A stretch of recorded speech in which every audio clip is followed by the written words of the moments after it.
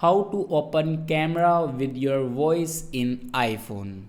So let's start the video. First of all,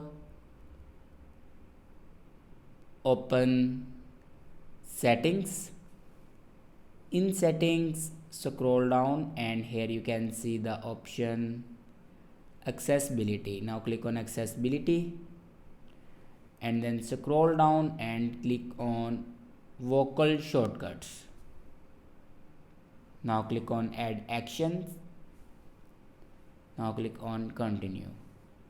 Now scroll down and click on camera and then enter your command like that. Camera, camera, camera, camera, and then click on continue. And if you want to open your camera with your voice, then simply say camera,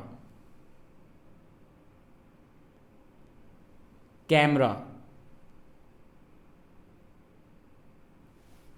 So this is the way to open camera with your voice in iPhone. I hope this video is helpful for you. Thanks for watching.